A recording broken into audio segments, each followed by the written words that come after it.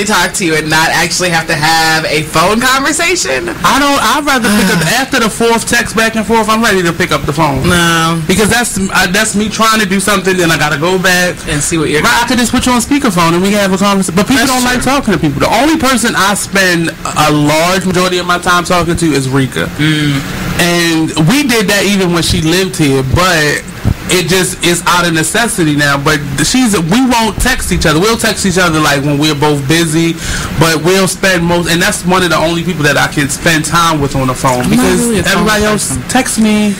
Yeah. I am me. Yeah, I'm not really a phone person, so most people do that because they know I'm not a phone person. Like yeah, this the man that holds it down, Mr. Showtime, D the Boss. Check us out every Saturday, 5 to 7 p.m. Eastern Standard Time, only on BigExposedRadio.com.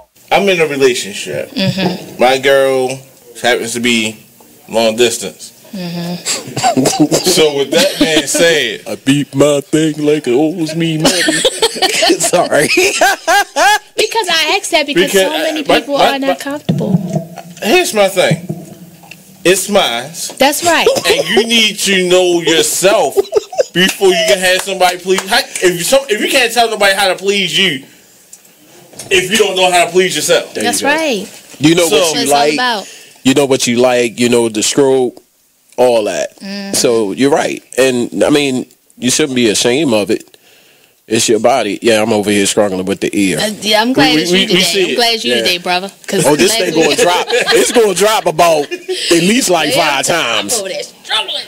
So, ED, do you have a problem with masturbating? No, I don't. I don't masturbate often.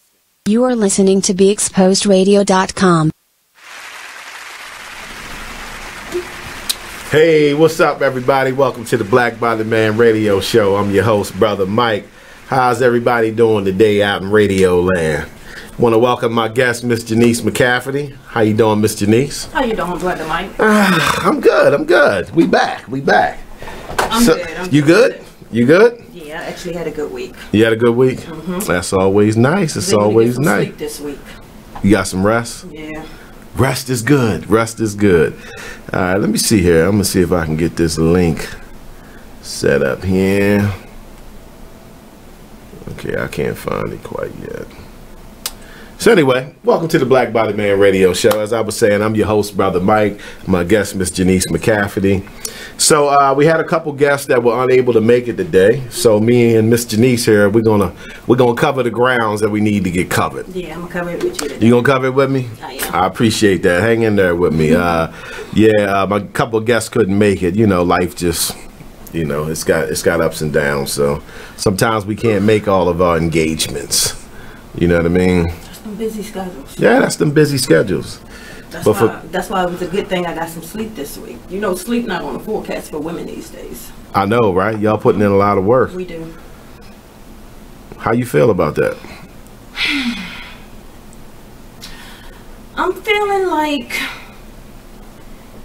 I'm gonna need that to stop soon. You need that to stop soon? Yes. Black women in particular work very hard, huh? Yeah, work very hard. It's not easy being a black woman in America. No, I'm feeling like I'm ready to, get back home and do like some good women things. Some good I'm ready women to do things. some more cooking and hang out with the kids a little bit and just get out these streets for a while. Yeah, it can be tough out here. It's we face obstacles just as being black, but then when you add on top being a woman, now you done doubled up the obstacles, right? Well, eventually I feel like we're gonna get it together. We're gonna get it right. So yeah. Well, black women are actually leading right now in education. So big up to all the sisters out there getting educated, trying to take over the world. Yeah. Just don't forget about y'all black kings. You heard me?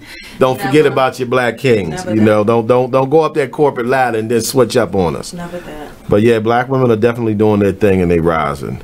So I'm in complete support of that. So what we talking about here today, Miss Janice? We going over another section of this book, huh? Yes. All right, so for those who may not be tuned in, I took a couple shows where I wanted to highlight a particular book by Dr. Claude Anderson. Okay, so I bought the book again today so everybody can get a good look at it. So hopefully you can see that. So the book is titled Black Labor, White Wealth. It's by Dr. Claude Anderson. And it's a very good read. I definitely encourage everyone, if you get a chance, to check this book out. Check out Dr. Anderson, period. You can find him on YouTube, so forth and so on. But yeah, this is Black Labor, White Wealth, the search for power and economic justice. So within his book, he's got a section where he deals with developing black empowerment strategies. So it's a total of 9 strategies. So what I decided was that, I would take a couple shows and highlight a couple of strategies and simply make a discussion of it. So we did strategy 1, which was leadership. We did strategy 3, which was wealth and group economics. So today we're going to do strategy 6, which is building a strong sense of community. Yeah, building a strong sense of community. Now, since we didn't have all the guests show up today that we wanted to participate in this show, I really would like to get participation from the audience today. You can call in at 410-702-5657. That's 410-702-5657 to the Be Exposed radio station and be live with me, Brother Mike, on the Black Body Man radio show. We'd love to hear from you guys and participate in this conversation. Now, you say we going over building a strong sense of community today. Yes. That's not rebuilding? Do we still have a sense of community today? I don't think we do, but that's what's going to be interesting about the conversation. Should it be rebuilding? Yeah, we're going to get in that a little bit. So again, you can call at 410-702-5657, and you can also text in at 443-642-9403. So you can text at 443-642-9403. Please get in touch with us, participate in this show. We want to hear from you guys, opinions, perspectives, and even if you got some facts to offer about, building a strong sense of community. Yeah. So that's what we're going to talk about a little bit here today. And I heard communities have flatlined. Yeah. It's interesting because I think this is something that at least I don't come across being discussed that often. You know what I mean? And I think your first statements is a good question. Like, do we even have a community? And then, what is a community? So I'm going to go over some of Dr. Anderson's recommendations in this book, and then hopefully we can get some good participation from the audience to even get clarity, what people even believe that a community is, what they even think it is, and then we're going to go over exactly what it is. Okay. So yeah, I think it should make for a great discussion. I want to thank everybody for tuning in with your boy, Brother Mike, on the Black Body Man radio show. And your girl, Janice. Yeah, and your girl, Janice McCafferty. She holding it down. Miss Janice is in the hot seat. They consider this to be the hot seat when they sitting directly across from me. I'm in the hot seat. So she gonna be in the hot seat for y'all today. But that's all right. We're gonna have a lot of women. That's right. So all you women out there, definitely join in. Participate and let Miss Janice know she's getting supported by her sisters out here. So yeah, so that's what we're gonna talk about. We're gonna go over one of his other strategies. I think all 9 of his strategies are good. Okay. But again, I don't want to take, 7-8 shows going over the strategy, because I want to encourage people to actually read the book. I want to encourage them to read the book. So I just want to go over a few of these strategies just to give them a little insight on how Dr. Anderson's mind works and his approach to some of the problems that he feels we have as a community of people. Okay. So again, the book is Black Labor, White Wealth by Dr. Claude Anderson. Please check this book out if you get a chance and participate in the conversations. Anybody out there, if you guys already have this book and you've read it, we definitely want to hear from you, because this is not the type of book that you're just going to find in Barnes & Noble. You get it? You're not going to find this in Barnes & Noble, right? Some information some people don't want you to get. And this would be a good discussion today, because that's something that's missing in the communities. Yes. Today, strengthening our communities. So we gonna discuss if we have communities, but yeah, that's exactly what I was kind of going to get into. That what do you see like as a community? Now you don't have to have a technical answer, but like just as a black person, when you think of a black community, like what comes to mind? Memories of childhood, or memories of how you think it should be in the future? Like what comes to mind when you think about black communities? Just a group of people, same ideas, same Same mission, same struggles, right? Same struggles. Same journeys. And just I don't know, the same. That's that hot seat. Same background. That's that hot seat, y'all. See how that hot seat works? See how that hot seat works? And that is funny because I know exactly what a community is. Right. And yes, the hot seat is the hot seat put that pressure on you. So for all y'all out there that's ready to come on the Black Body Man Radio Show, please hit your boy Brother Mike up. Brother Mike. You know, you can reach me through email at blackbydemand4u@gmail.com. So that's black by B-U-Y demand, the number 4, the letter U, and that's at gmail.com. What's community for you, Brother Mike? Well, I'm gonna get into that. You know, I'm gonna get into that, but I'm gonna wait until after we about to take our first break in a little bit. But we're gonna get into that. For those out there listening, before we even get the discussion going, if you feel that you have a definition or what you believe to be a sense of community, please text it in to us or call in and let us know what you even feel a sense of community is about. For black people. Again, you can call in at 410-702-5657. That's 410-702-5657. Call in and give us your thoughts on a sense of strong community. And a sense of strong community to me is strong families, brotherhood, just a lot of good things. We're going to get into it. We definitely going to get into it. I'm going to give Dr. Anderson's perspective on community. Now, as far as me with community, because I've read his book, you know what I mean? Because I've read his book and I've studied a couple other people that kind of specialize in it. So my opinion's a little biased. So I'm going to try to keep it, you know, where my opinion, I guess, was before I learned some of these other truths. But I definitely think, you know, community has to be on the same page to a certain extent. You know what I mean? At a minimum, understanding that we move further as a community when we recognize that we have to have one or that we have to strengthen one, you know, or build one. Because the reality is we really don't have communities. We think we have communities. No, they disappeared. Yeah, our communities disappeared because in order to really have a community, right, it's not just a group of people who live in that particular area. It's also the businesses surrounding that area, right, are owned by the same group of people, right? So you got the circulation of the dollar. That creates a community. When you are able to police your own community, you know, so, and what I mean is there has to be rewards and punishments for behavior that is not appropriate or should be praised within the community.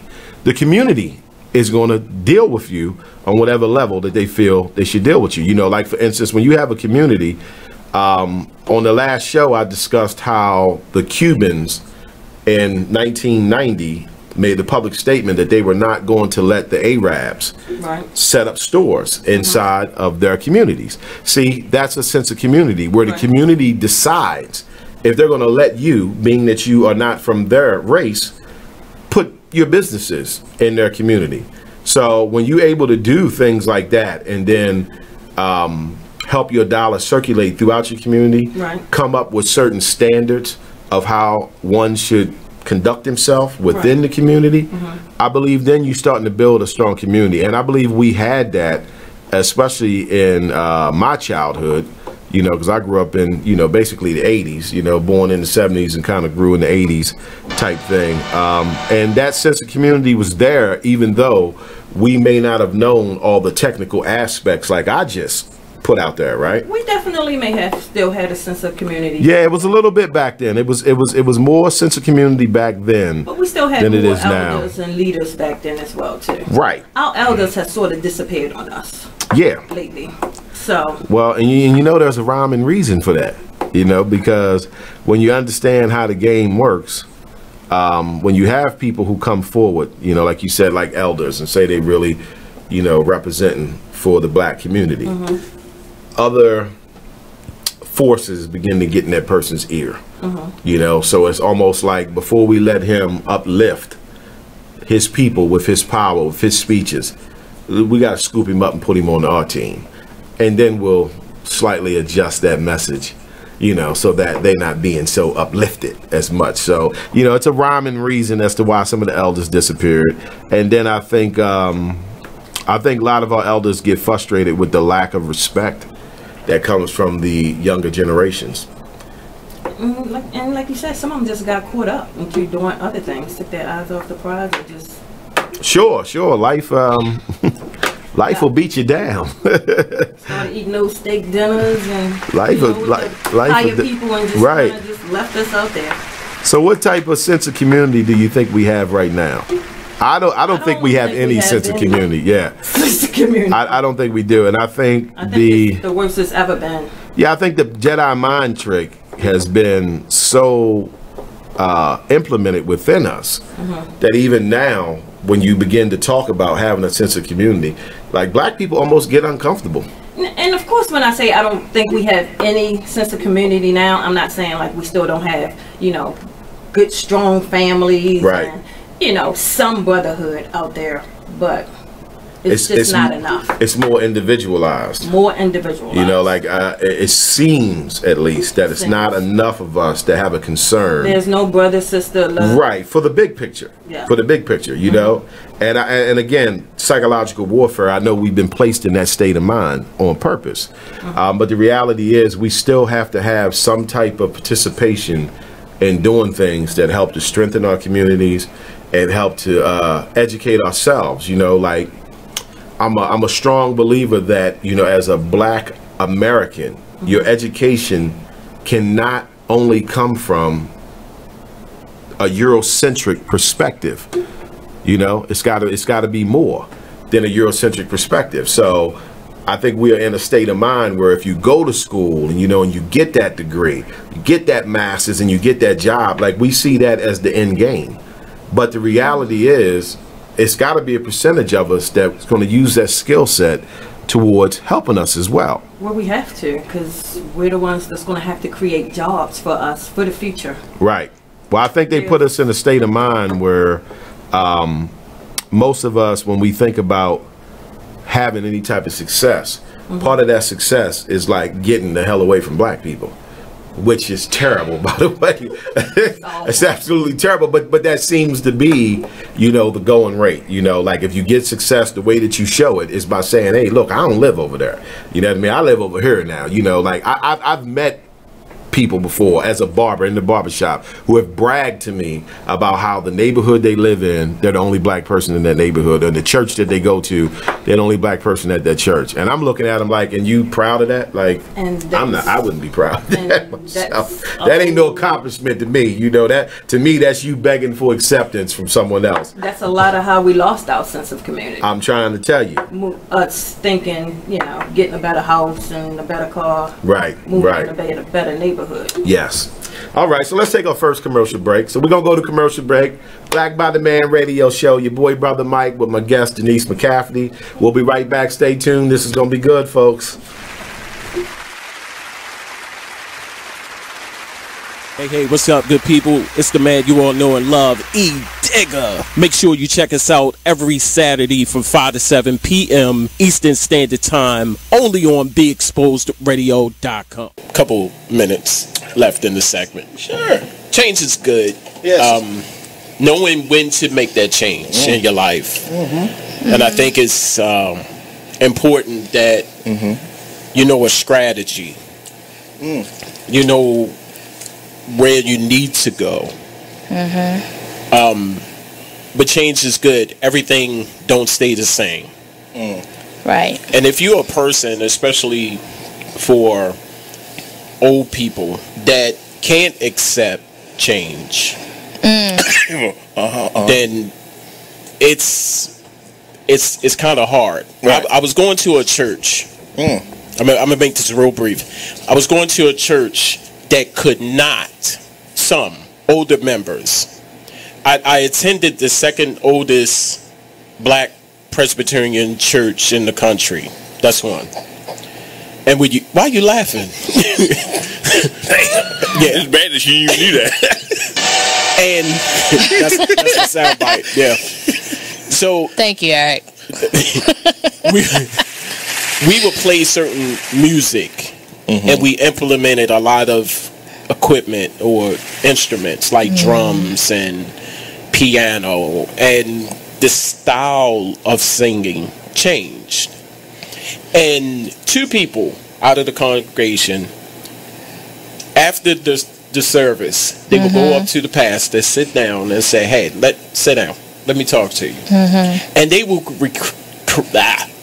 critique each song in the service every week, and it was change. It was evolution. You see what I'm saying? Wow. And they could not begin to accept it. Like, they are used to the traditional hymn. The Negro spiritual. Yes. Not only that. Do yourself a favor and listen to this hilarious flashback on Charm City Direct Radio Show. You know me. I eat like this all the time. Do I gain any weight? No. At all. You can have my belly, right? I'm giving away body parts. Somebody said they need a butt. Somebody said they I need can use a butt. little extra tissue there. I can pop it right now. He out here giving out butt cheek donations. Hey everybody, it's your girl, the magical glow getter herself, Anissa Maureen, co-host of the Charm City Direct Radio Show. Catch me and the rest of my team every Saturday, 5 to 7 p.m. on BeExposedRadio.com. Ladies, are you in need of the best quality hair extensions, a cute outfit, or that perfect pair of shades? Pink Ice products can cover you from head to toe, from flawless weaves to apparel. Visit us online at pinkiceproducts.bigcartel.com. We're located at 3000 Old Alabama Road, 119-303, Alpharetta, Georgia. Or give us a call at 470-488-6484. Come on in and check out Pink Ice products today. You are listening to BeExposedRadio.com, the home of Talk Lately with Monty, every Tuesday at 7 p.m. Join the club that gives you stuff. Hey, thanks! Radio Loyalty. Here's how it works. Just click on the Radio Loyalty banner right now and sign up. Then, you keep on listening like you already do. But now you earn points. Those points add up, and you can trade them in for stuff in the Radio Loyalty store. Earn more points by sharing your station with friends on Facebook and Twitter, answering surveys, and by using the apps in the New Players App Store. Pretty simple, right? Radio Loyalty. Click that banner to join now. You are listening to BeExposedRadio.com.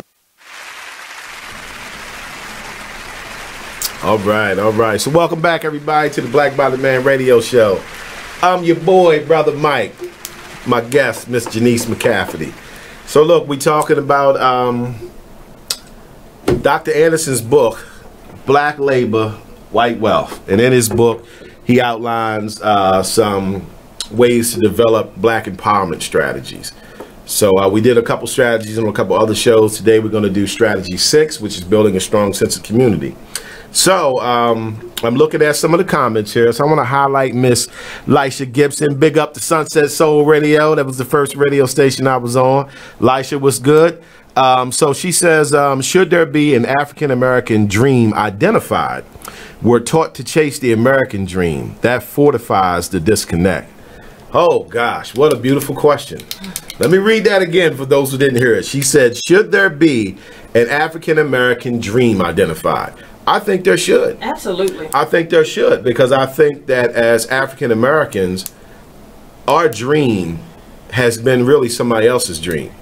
You see, when you read the Constitution, right, what a lot of black people don't know is that you are identified in the Constitution, but you're identified as property. Okay, so the whole dream, the American dream, life and liberty and pursuit of happiness, it didn't used to say pursuit of happiness. That was an amendment. It used to say property, and that property was referring to the slaves. So what I'm saying is that for the colonial people who left England and came to America for the American dream, right? Part of that dream was you being their slave.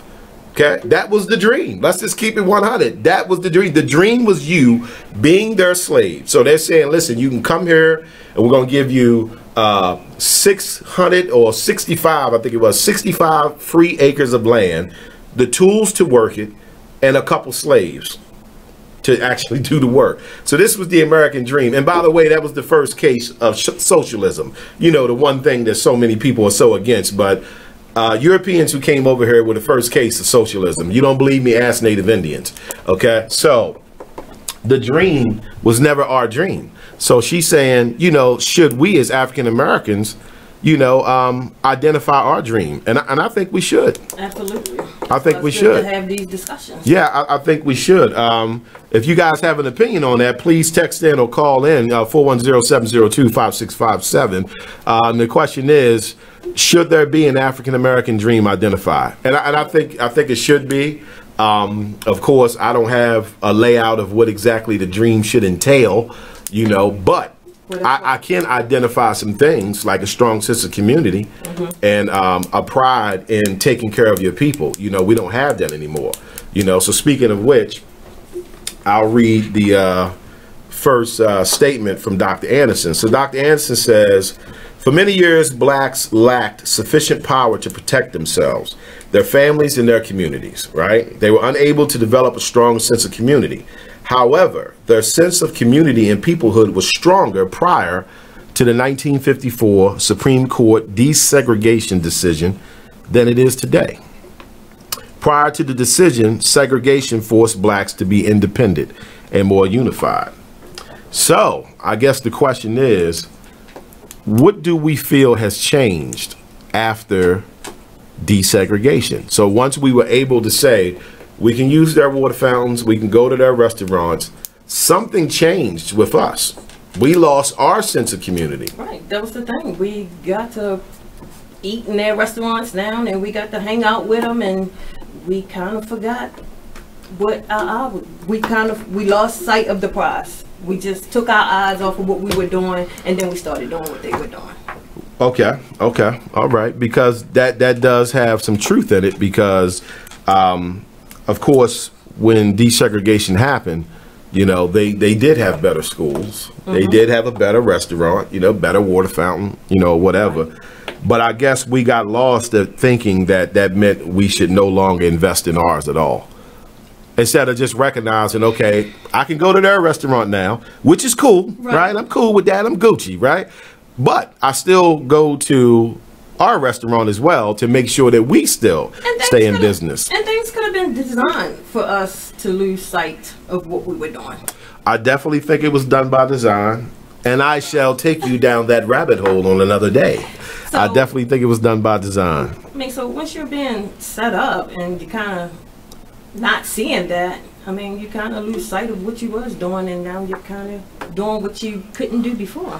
Okay. That has to be a little exciting. So Lisha says, we lost an appreciation of community, and we identified a lack of value in what was ours. We devalued ourselves. Oh, man. Where my bell at? Lisha, you about to get the bell. For those who didn't hear that, that's the bell on that one. Let me read it again. She said, we lost an appreciation of community, and we identified a lack of value in what was ours. We devalued ourselves. And I believe she's right on that. And it still took a while to lose it. I mean, we didn't just lose it all overnight. No. Gradually, you know. I think first thing first is like along the lines of what she said, we lost focus. Right. You know what I mean? Lost focus. Yeah, we lost focus because now it was cool to say that you went to that restaurant. Oh, like, oh yeah, you know, we were at, you know, what such and such restaurant, you know, and the other black people like, oh wow, y'all got up in there. It's like, yeah, you know, our status. We're so upper class, right? You know, so yeah, I think we lost track of the understanding that, okay, it's cool that we can now go to other people's restaurants and stores and stuff, but we still have to stay focused on us. And somewhere along the line, it was a breakdown in communication where we lost focus on us. So this eventually began to slowly, you know, tear down our sense of community. Slowly, we started caring about the things that they were doing. Slowly, we started caring about them. So there was actually a benefit when we weren't segregated.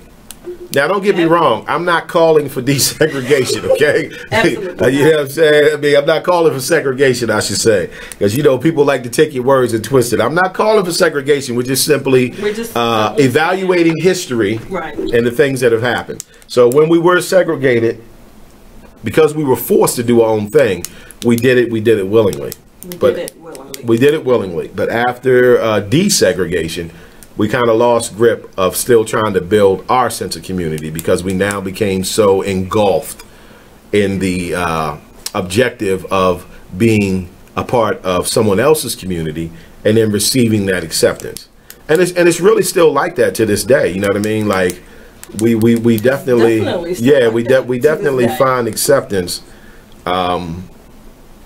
through other people. You know, we need approval from other people. Yeah, how about that? How about that? So that psychological warfare still exists.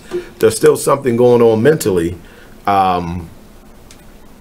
where, you know, we have dropped the ball on saying, listen, this is great what they have, but we also need to do our own thing, because at the end of the day, it's friendly competition. It's not about disliking any other group of people, but it's about saying, listen, I still play for my team, you know, like, so if humans are looked at as, say, like the sport of football, right? So that's the equivalent of being human, right? Right. You still play on a team. Right, so I'm Ravens. You know what I mean? Somebody else is, you know, New England. Well, that's kind of the race game. You know what I mean? We got to stop thinking that as a black person, if you pro-black and you for black people and you want to do things to make things better for black people, stop equivocating that with hating white people. Don't nobody hate white people. You know what I'm saying? But here's the thing. I had a brother ask me before, like, why is that? Why do black people associate pro-black with being anti-white? And I told him the reason that happens is because pro-white does equal anti-black. Do you understand what I'm saying? American history has shown that pro-white equals anti-black. I mean, it shouldn't, but it does. So because of that notion being out there, when black people see a black person who's pro-black, they think you anti-white. And it's like, no, I'm not anti-white. You know what I mean? I play for my team. I play for the Ravens. It doesn't mean I hate New England. Right. It just means I want to beat New England, right? I just want to win, right? I mean, we definitely don't dislike white people. No. I think the biggest thing when it comes to white people, we probably more scared of them than dislike them. I don't know if it's a scared thing. And speaking of white people, what's up, Billy? Billy Osborne, my man. That's my homeboy. And Billy's a white boy, so y'all know. And Billy's tuned in. Billy, I appreciate you tuning in, brother. You know, Billy from round the way. What's up, Bill? I think we all kind of afraid. People are kind of afraid to even mention these topics. They don't even want to discuss these topics. And why is that? Yeah. Well, they're afraid of what they're going to think. Sure. You're saying, or they're afraid of how you're going to look. Yeah. How they're going to look.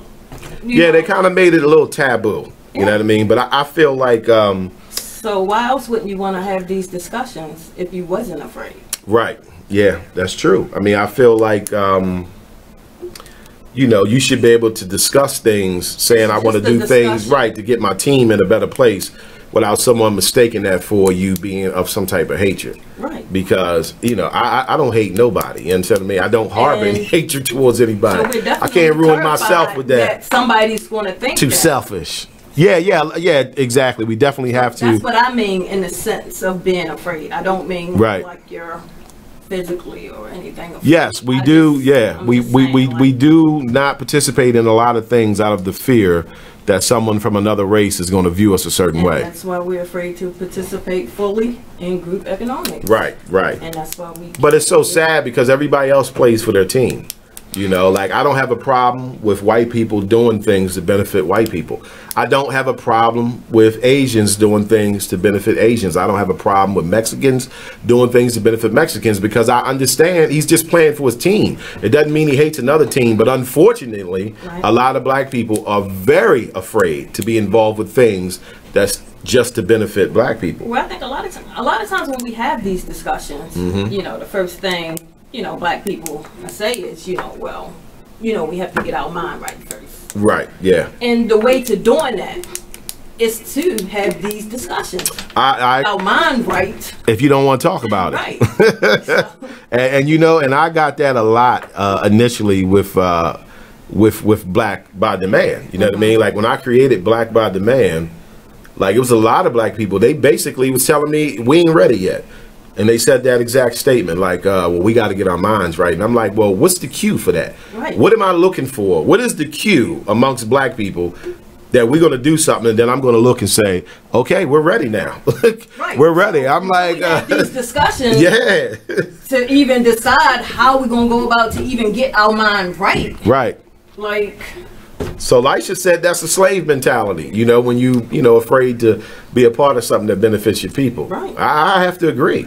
You know what I mean? It's you can look at it like residue left over from some tragic accident that happened. It's still some residue floating around in people's minds. But yeah, it's interesting, man. We're you know, definitely afraid, because if we wasn't, then we would have a whole lot more participation than what we have right now. Okay, I agree. So let's move on.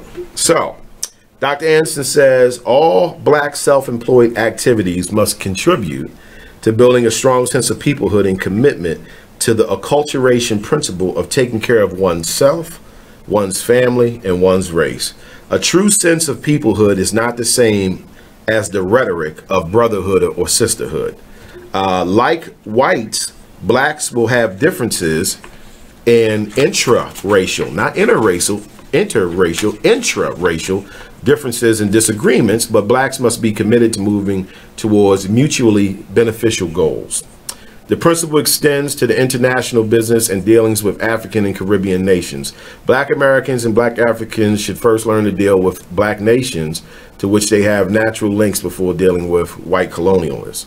Power will increase in direct proportion to the degree of unity among people.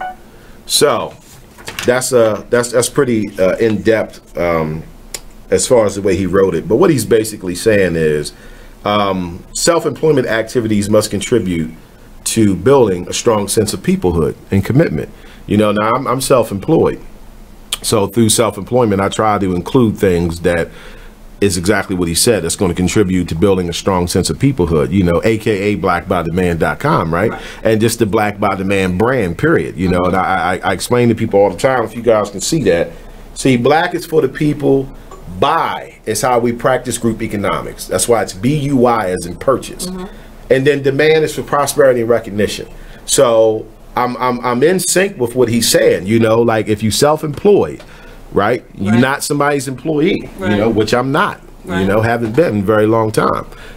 Through your self-employment, you should be doing other things to help contribute to a strong sense of community. Right, and absolutely, and you should be able to open doors for, you know, some of our younger generation. Yes, I agree with that wholeheartedly. The younger generation is very, very important. We should be in a position where we're able to offer our younger generation more jobs. True. They shouldn't have to always have to go out here to, you know, Chick-fil-A, Walmart, Target. Like, we should be in more better position where we should be able to offer our youngins jobs. Right. You know, I should be able to say you can go down the street and work for Brother Mike. Yeah. Come work for Brother Mike. Over the summer. Come join the Black by the Band team. We'll put you to work. We got something for you. Yeah, I agree. So let's check some of these comments. Let's see what we got here. Oh, my nephew's watching. Brandon Williams, what's up, nephew? Appreciate you tuning in, checking out Unc, man.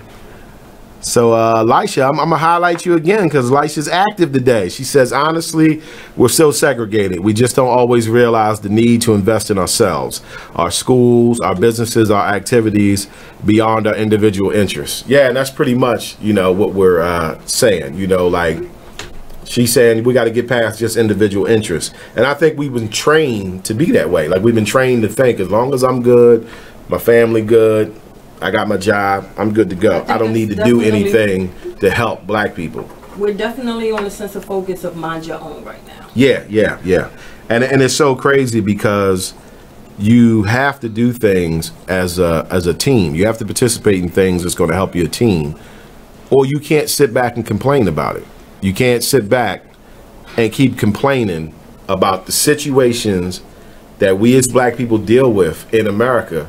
And then at the same time, you literally don't do nothing to help it. You don't buy from black businesses. You don't participate in shows like the Black Body Man radio show. You know, you don't, you know, you're not learning about communities and what you can do. You know, where you can play your part. We don't do that. And that's part of why our communities are dead right now. Right. Nobody's active in the community. And everybody else does that though. So, you know, white people, Asian people, Mexican people, Jewish people, they all participate in some type of activity that helps to strengthen their communities. So, you know, I can't even hate on that. I wish we was doing it. I wish we was doing it. It's just been lost over a period of time. Just nobody's active in the communities anymore. And it's not our kids' fault. I mean, they're basically not being shown how to even be active in the community anymore. Like, community's been dead. You know, our kids being born, our grandkids being born, and I'm just sitting here thinking, like, you know, what are we going to teach them? Right. About the whole sense of community. Like, is this just something that just goes on and on? I mean, do we start paving a way for them, or do we just let them just continue to walk into this? Well, it looks like we've let them continue to walk into it because, you know, from my understanding, and somebody correct me if I'm wrong, but, you know, what we tend to pass on to our children is, you know, go to school, get an education, and get a job. But the reality is there's more to life than that. And the kids aren't doing well by just being left out of there. That's why we have so much crime in the streets, and they're going crazy now because they're not being led. True. And no sense of direction. Like, we're sending them out there on their own and just saying, like, until we get our minds right, this is how it's going to be. Yeah, that's a little crazy, but I definitely agree with you. You're telling that to a child. Right. Just get a job. That's what life's all about. Just get a job. You'll be all right. Just get a gig. But yeah, I think, like I was saying earlier, I think we have to somehow figure out ways to start implementing some of our values. You know what I mean? Because we've lost track of our values. You know, like you got American values, and then you got, you know, black values. Just like you got American values and you got Asian values. You got American values and you have Jewish values.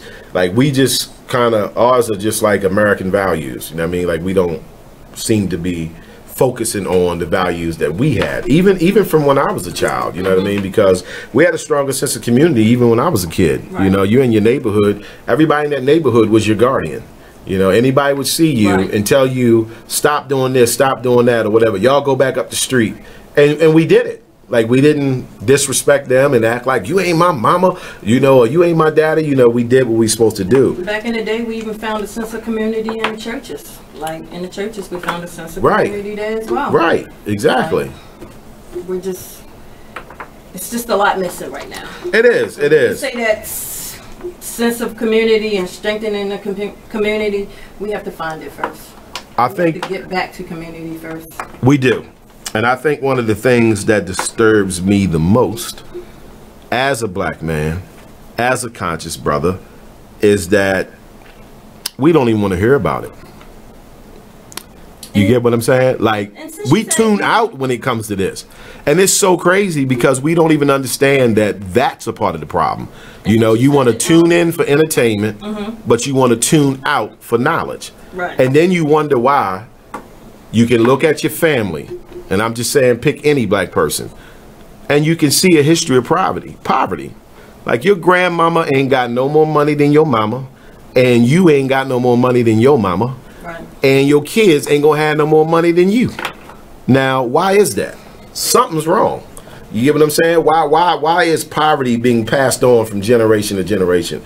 And I think this plays a major part of it. When you have people who don't even want to discuss things to benefit you as a community. You know what I mean? It's just strictly about their personal path.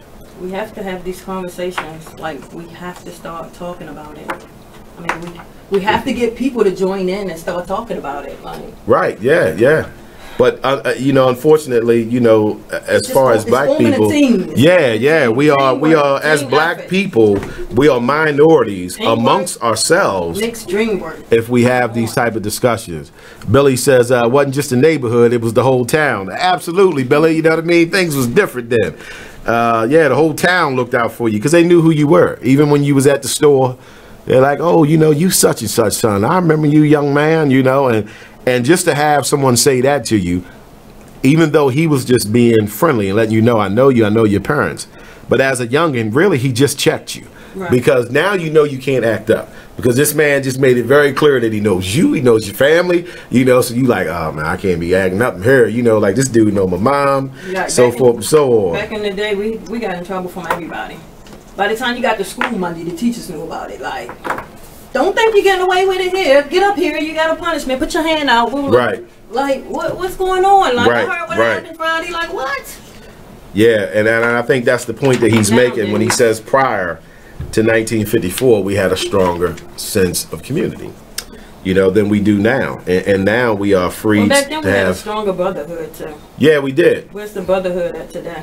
No, it's not in existence like I'd like it to be. I can't really speak on anybody else's opinion on it, but definitely where I'd like it to be. Back in the day, we loved each other. We used to love each other. Yeah, how about that? How about that? Today, we don't even know each other to love each other, so... Kev, I see you, brother. I understand, man. I appreciate you tuning in, man. Feel free to chime in. For those who want to call in, 410-702-5657. That's 410-702-5657. And if you want to text in, you can text in at 443-642-9403. So yeah, tune in with us, folks. This is going to be a great discussion. All right, so let's move on, and I'll tell you what else he's saying here. So he says blacks should develop a sense of community togetherness patterned after white society. Now that's an interesting statement. You know what I mean? He said you should develop a sense of community togetherness patterned after white society. For centuries, white society has been solidly committed to European ethnic culture and attitudes about race and power. Their strong sense of peoplehood has permitted them to go to war with other members of their community, yet regroup and fight common enemies. White sense of community helps them to prioritize issues and people and to decide how best to employ their wealth and power for the good of their group. See, I don't have no problem with that. You get what I'm saying? And I'm not mad at him for saying, listen, you see what white people do. You should be patterning your sense of community behind that. It's very evident they did real well at it. You understand what I mean? And it's nothing wrong with it because I think that happens with all kinds of races when they come over here. The reality is that Europeans are the heads, you know, definitely here in America. So if you can see a pattern of how they got down to get where they at, I don't see any problem with following that. And I think, in a sense, we pattern them a little individually. We pattern them. Well, we actually pattern them a lot. As a community, I don't know if we pattern them. Right. But as individuals, yes. yeah. Yeah, because when you look at, you know, slavery, you know, and then once we were freed into the society that they established. Right. So society was already set up. So you had to pattern them in order to be accepted into it. You know, whether it was your clothes or the type of work you did, or you put that conch in your hair to comb your hair back. So yeah, I think that still exists. And I think what he's saying is we're not patterning them in the right way. Pattern the way they keep a strong sense of community. Yeah, we don't pattern them as far as that. Right. So look, so I'm gonna put this out here again. He says blacks should develop a sense of community togetherness patterned after white society. So we're gonna go to commercial break, and I want you guys to ponder on that statement, and then let me hear from you guys as to what you feel about us patterning our sense of community togetherness after white society. So we'll be back. Black by the Man Radio Show. It's your boy, Brother Mike. Stay tuned, only at BeExposedRadio.com.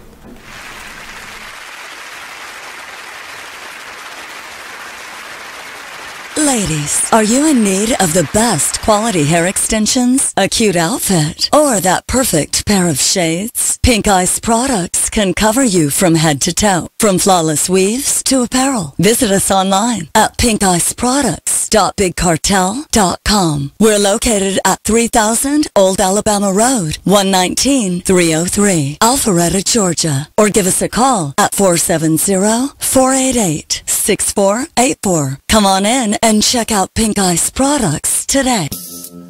What is hood respect? Family, life, work, love. We are all from the hood and we all want respect. That's why we wear Hood Respect, Available in men's, women's, and kids. For more information and ordering options, contact Instagram at Hood Respect, Facebook to Mel Martin Sr., and email at hoodrespect.tms71@gmail.com. The look you need is Hood Respect. It's time for a flashback. Now, I'm not gonna say all Aries don't know, but it's just the one you had. That was just a long one, right? You know. But it's always something that you can. Go ahead, Bliss. Can you recollect any signs that you might not get right? October 15th or 16th. What is that? And Libras. See, I've had some good Libras and I had one really bad Libra, but he was white, so he f***ed his back anyway. So I don't. Wait, hold on, wait a minute. Demonstrate. You got to demonstrate the back. No. Ain't no way. Not the nerd. How they bust? Boy, show how they bust. And then want to cry afterwards. I mean, what the f*** is the point of the tears? I mean, I can see you shake, yeah, and shake it off real quick. But you crying? F*** out of here. What was he crying for? Cause baby, this pussy make that. You in? I got that good nasty bitch. The shade. Oh shit. McLean's Couch every Tuesday at 9 p.m. Only on BeExposedRadio.com. You are listening to BeExposedRadio.com, the home of Talk Lately with Monty, every Tuesday at 7 p.m. The Artist Exchange Radio Show every Friday, 7 p.m. to 9 p.m., every Saturday, 12 p.m. to 2 p.m. Real artist, real talk, real live on BeExposedRadio.com. As busy as you are, because they're good at itemizing their time, and they actually have a passion for what they do.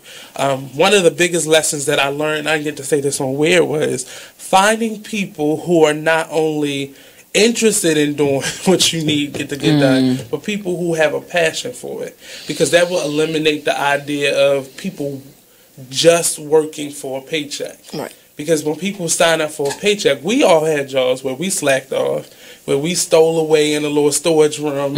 Fell asleep. Thank you. I saw a meme the other day that had Bart Simpson and the little boy with the glasses. I didn't watch the show, so don't be mad at me. You are listening to BeExposedRadio.com. Right, welcome back everybody to the Black Body Man Radio Show. It's your boy, Brother Mike. So we are discussing a couple of strategies out of Dr. Anderson's book, Black Labor, White Wealth. If you get a chance, please check that book out. You can order it at powernomics.com. So we were going over a few of his strategies, and one of the statements that he has in the book is blacks should develop a sense of community togetherness patterned after white society. Do you agree with that, Miss Janice? Totally. Totally? Absolutely. I don't see a problem with that either, because like I say, we do it in some ways. We just do it, individually or household per household. We just don't do it collectively as a group. Right, and that's what he means, collectively as a group. Mm-hmm. He's basically saying, look how white people get down when it comes to their team, which is cool. We're not we're pattern as far as right. So he's saying, look at how they get down and then pattern your team the same way, and I don't find anything wrong with that, because the further you go back in history, you'll also find that they took patterns from us. Right. You know what I mean? To create, their society. So I think that's a wonderful thing. And he says white sense of community helps them to prioritize issues and people, and to decide how best to employ their wealth and power for the good of their group, and that's good, So I think we should, look into that and say, okay, listen, if you feel like that they are doing it in a way that's better than us, I don't think there's anything wrong with looking at the way that they do it, and then saying, hey, we gonna pattern this, right? Whatever works. Okay, he says blacks must recapture the sense of national black community that they had before the 1960s civil rights protest period. Black cooperation and unity are essential tools for building empowerment, especially within critically short time frames that remain, right? So he's saying, before civil rights and all that, our sense of community was a lot stronger. Absolutely. And that we have to go back to that. Absolutely. Now, the question that I'll put out there, right, is, did we have that sense of community only because they wouldn't let us join their communities? You know what I mean? Or did we have that as just one of the rhymes and reasons, but we also did it because, you know, we wanted to build our communities? It's a good question. Right. So I would say maybe a little bit of both. Yeah, then that's probably more accurate. It's probably a little bit of both, you know. And I think it's sad that like that's the state that we would have to be in for us to say, okay, we need to start doing something as a community. Because I have a question. Sure. So let's get it. You know, so where we are now, like, how do we even attempt to even get back to that? Right. Yeah. Very good question. You know, how do we? What's the first steps? Well, the first step is doing what we're doing now. Yeah, that's what I was going to tell you. Yeah, I think the first step is conversations. And black people, please stop being uncomfortable. You know what I mean? With talking about black issues. Like, it's ridiculous. It's 2017. This is not 1955 where you should feel uncomfortable discussing black issues. White people don't have a problem with you discussing black issues. You know, like, it's not their business. Why would they have a problem with it? They don't have a problem with it anyway. They discuss it with you half the time. Exactly. I got my boy Billy on here. Big up Billy Osborne. You know, so we got to stop being afraid of that. But yeah, I think that's definitely the first step, having a discussion, being able to talk about it. I want to get back to this thing with the elders. Like, we have elders out here. You know, we have elders out here. Dr. Claude Anderson is one of our elders. Mr. Neely Fuller Jr. You got Umar Johnson, right? You know, Dick Gregory just died. You understand what I mean? But the point that I'm making, Dr. Amos Wilson, there are people out here, there are elders that are out here that are giving us this information. Right. And we have no connection to it because the shit ain't entertaining. You get what I'm saying? It ain't a football being thrown. It ain't a dress on the red carpet. It ain't a dance being created. It ain't a video being shown. And like, we got to get away from only wanting to spend our time investigating things like that. My question, as far as the elders, my question is, I mean, of course we can, you know, go back to 1967 or what they did and, you know, get dates but like, could we go back to like 2005 or 2004 and maybe like with what some of these elders did now that are helping us? Because I feel like, you know, we've kind of been abandoned by our elders. Oh, that's, yeah, I agree with that. Yeah, I agree with that, you know. I mean, just, in my opinion, that's just my personal opinion. Yeah, no, I get what you're saying. I feel like a lot of the elders just have abandoned us. I mean, I can't say exactly what they went off to do or what are they doing, but. Well, you know, some of the game is when they see someone step forward that's capturing the black people's attention and then he's pushing something that's going to help us as a community. If they think he stands a chance at having success with it, a lot of times they'll pull that person up and put them on their team. And so you can do that with dollars. Right. You get what I'm saying? And they might not have them stop the message, but they might just have them tweak it a little bit. And don't get me wrong. Don't get me wrong. As far as with the elders, I know we all still have to do our part in this too. Right. I'm not just like throwing the elders under the bus. No, I get it. I get it. But no, I think that's important. It's a, you know, whole group effort. So yeah. I'm not just saying. We got a caller? All right, we got a caller.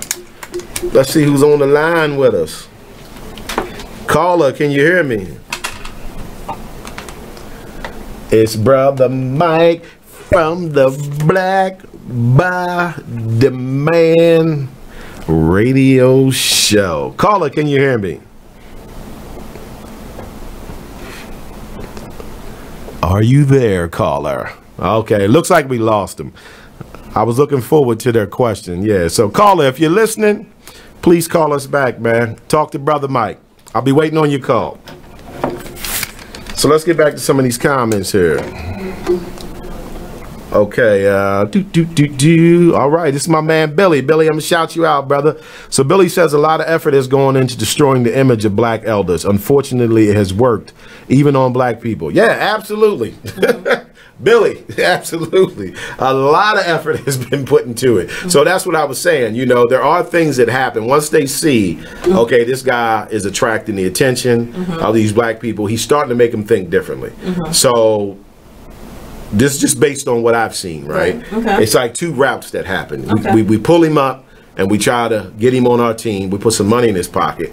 We have him adjust his message, right? So when I think of that situation, I think of people like Al Sharpton. I mean, how do you go from being a fat dude standing on ladders in the middle of Times Square, hollering and screaming, to now being on CNN? Like, to me, that just doesn't happen without you, you know, making some sacrifices in order to become that person with your message, with what you're trying to communicate. So there's that route. And then there's the route of those who tend to hold their grounds and be stronger. Malcolm X, Khalid Muhammad. Right. And that's when they just kill you. You know, so I think I think those 2 tactics have made our elders, you know, kind of lay in the cut like, I don't know if I want to be out there, bro. You know, like these people get rid of you. So, yeah, I think that plays a part. But I think also a big part with our elders is that I think they felt like they were speaking to deaf ears. Okay. You understand what I mean? Because everybody is so individualized. Right. All right, so we're going to go to break again. Okay. So when we get back, we want to talk about, you know, if we still have elders who are giving us a message, and if so, are we listening? Black Body Man Radio Show. We'll be back.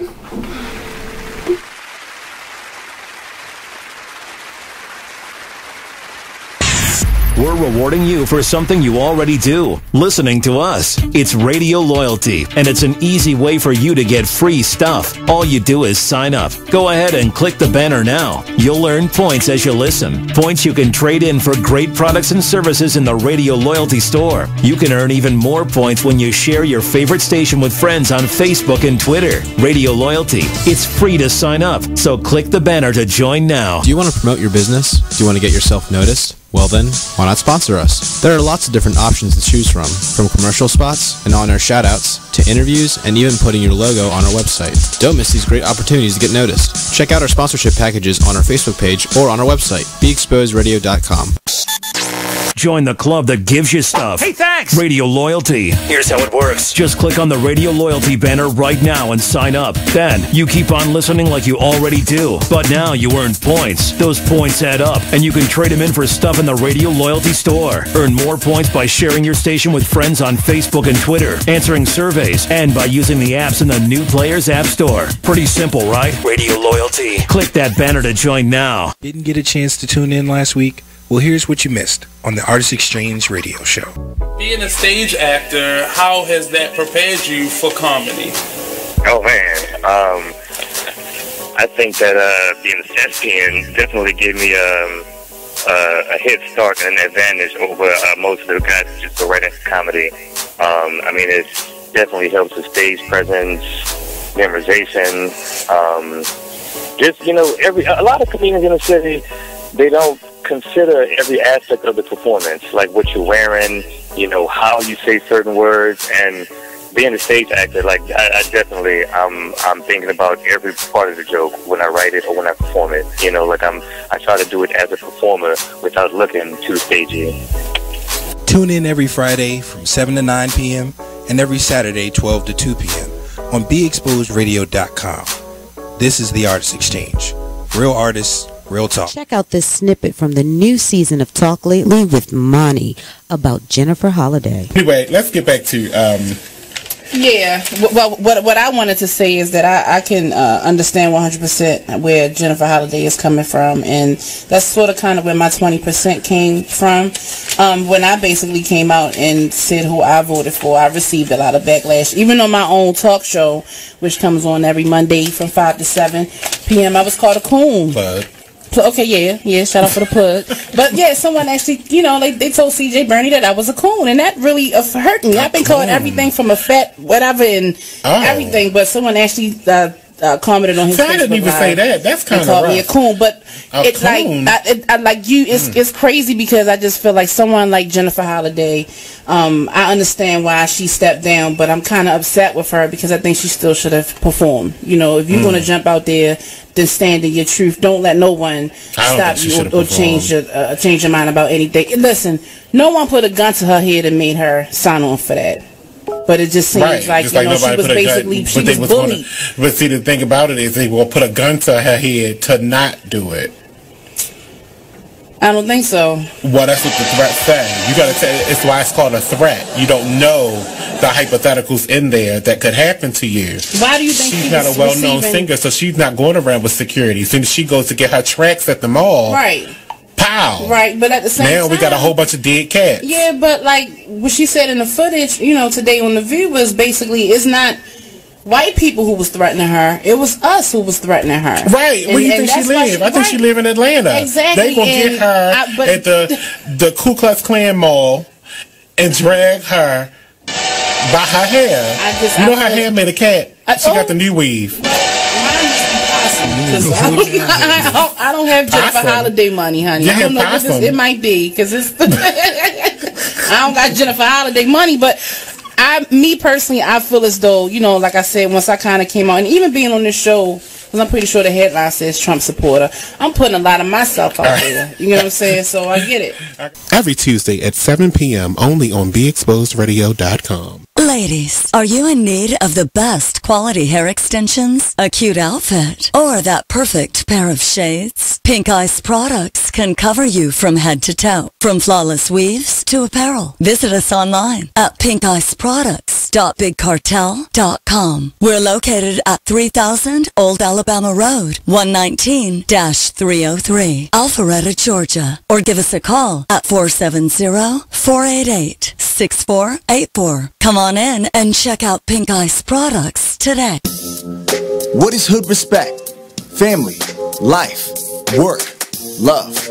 We are all from the hood and we all want respect. That's why we wear Hood Respect. Available in men's, women's, and kids. For more information and ordering options, contact Instagram at Hood Respect, Facebook to Mel Martin Sr., and email at hoodrespect.tms71@gmail.com. The look you need is Hood Respect. Check out.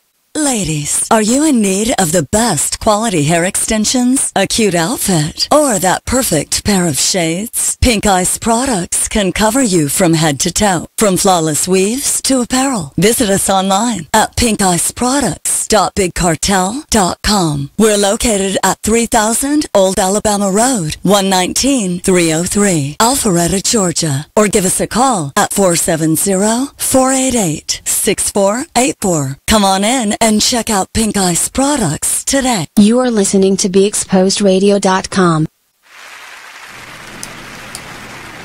All right. Welcome back, everybody, to the Black by the Man radio show, sponsored by BlackByTheMan.com, the one-stop shop for black businesses. Business owners, please place an ad on BlackByTheMan.com so your business can be advertised and other people can find your business, as well as any type of ads you want to place for items for sale, job posting, current events, so forth and so on. That's BlackByTheMan.com. Okay, so we're back. If you missed anything, we are talking about strengthening black communities based on recommendations from Dr. Claude Anderson out of his book, Black Labor, White Wealth, The Search for Power and Economic Justice. So I'm going to give a few little shout outs to some people tuning in for me. Shout out to Miss Anita Brown, Mr. Mark Kane, Danny Poston, Post Say the Dominator, and my man Max Casey, my man Billy Eyes. I appreciate you guys tuning in with me. Marvin Ames, Kevin Little, Miss Lisha, Mr. Archie Miller, Mr. Robin Donaldson. Thank you very much for tuning in. We appreciate your support. So let's keep it moving, man. Okay, so next he says, Black Americans must alter the way they see themselves economically, socially, and politically if they are to change the way others see them. Black history must be taught in totality and in a new context. It must emphasize the outstanding productivity and contributions blacks have made to capitalism, the Industrial Revolution, and the American society in general. All right, now I like that. So let's tackle the first part. He says Black Americans must alter the way they see themselves economically, socially, and politically. How do you think black people see themselves as far as economically, socially, and politically? So let's start with economically. How do you think we see ourselves as a community? That's a good question. As a community? Yeah, you know, economically, as a black American, you know, like, do we see ourselves as up or down?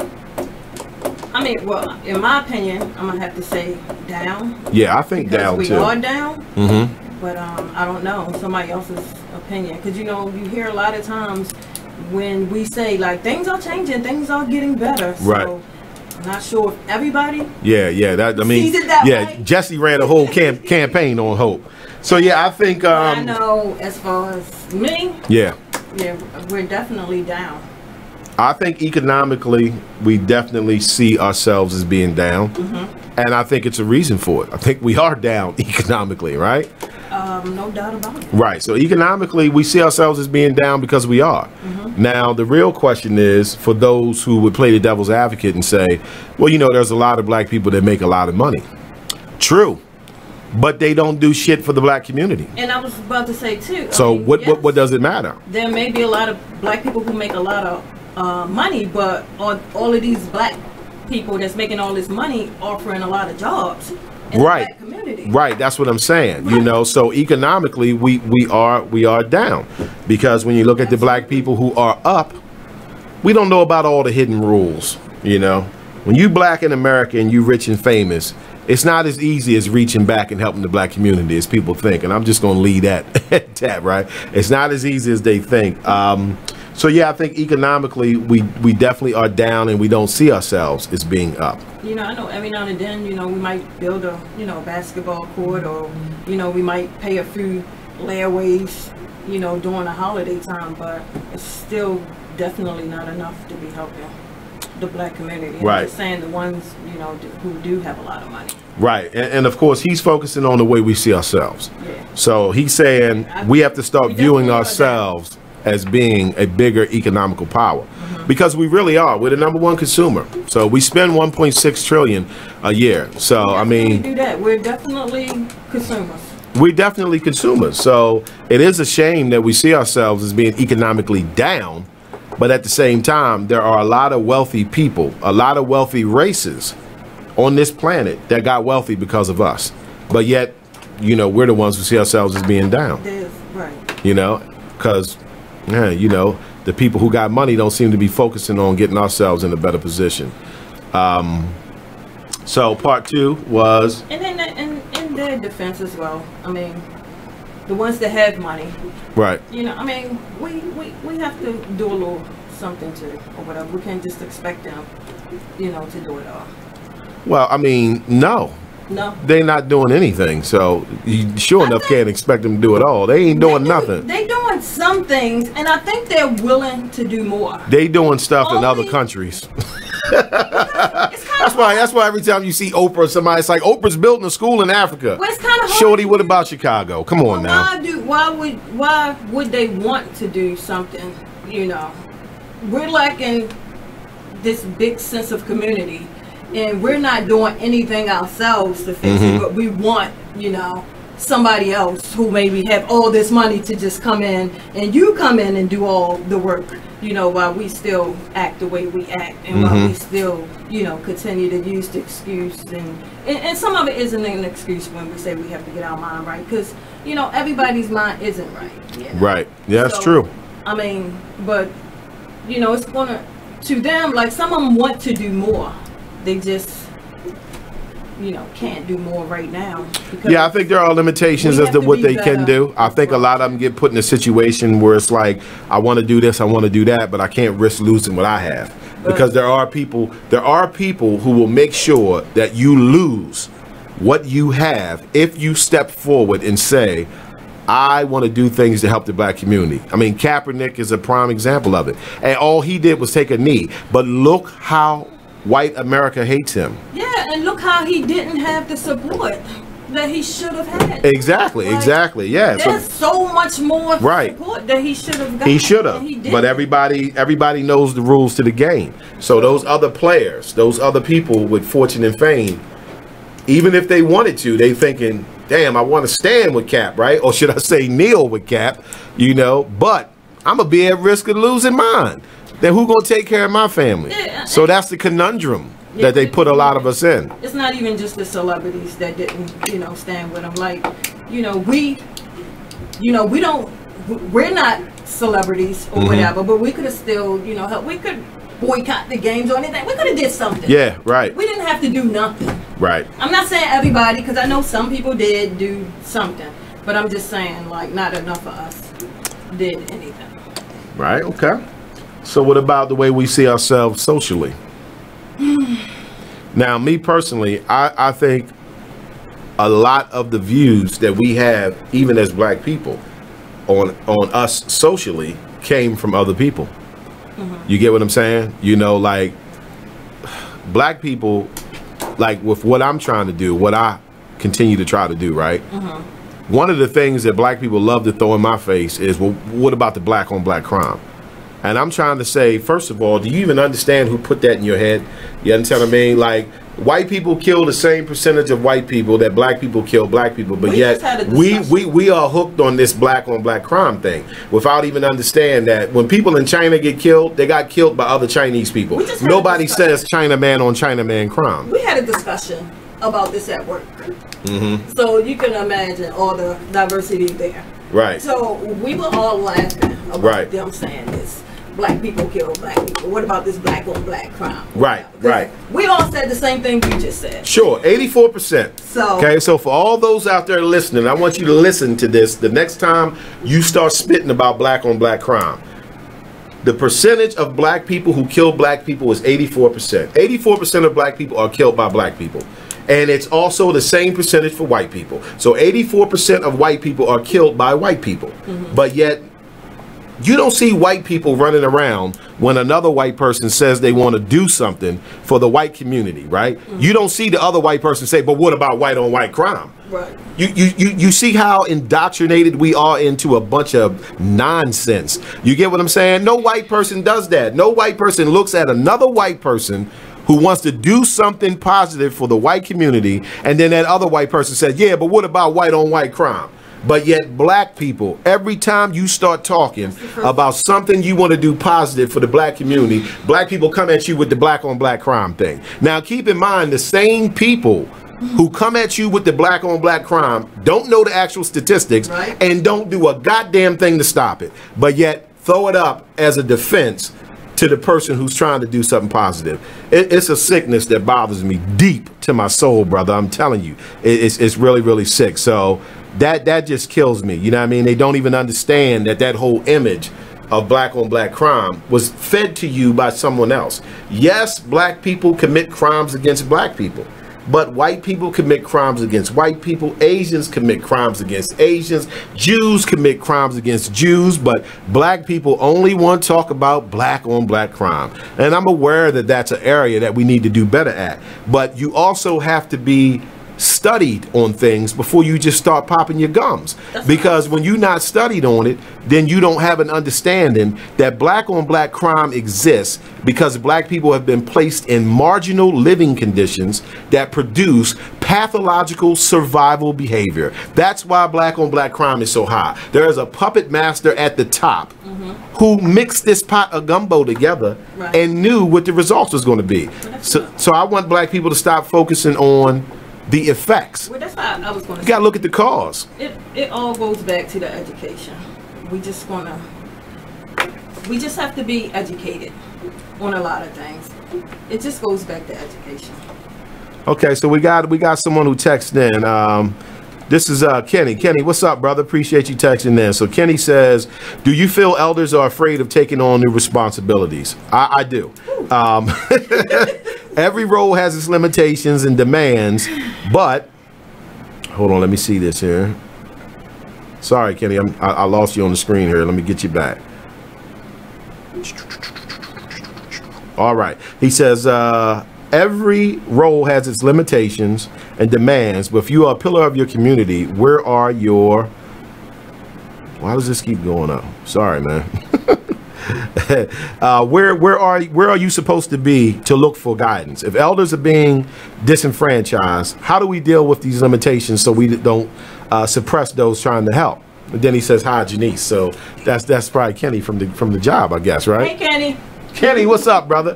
Great question, Kenny. Great question. So I'll start with the first part. He says, do you feel the elders are afraid of taking on new responsibilities? Definitely. I think they are. I think they are afraid of taking on new responsibilities. I don't think they feel that younger generations give them the support of whatever they're trying to accomplish. Right, that's what I was going to say. Do you think that they even going to feel like they're going to get enough support? I think they feel like it's falling on deaf ears. Yeah. I think they feel it's falling on deaf ears. So look, we're going to go to break again, and then Kenny, when we come back, we're going to hit the second part of your questions. Stay tuned, everybody. Please participate. We want to hear from you. Black Body Man Radio Show. It's your boy, Brother Mike. Let's stir the pot. Holla at me. We'll be back. Yeah.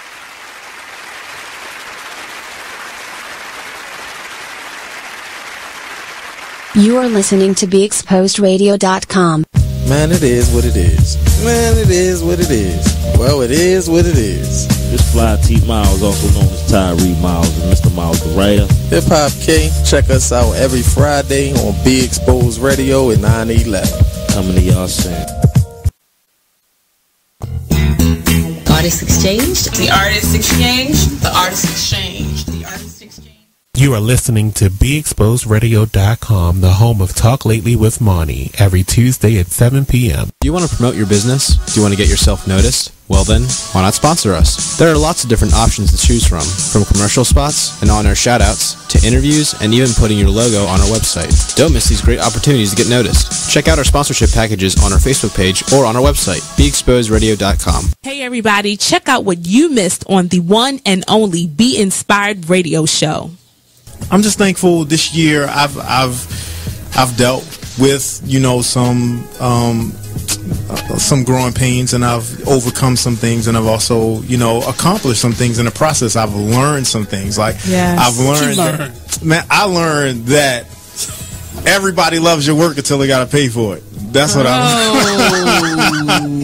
That's what I learned. I learned everybody loves what you do. The pay?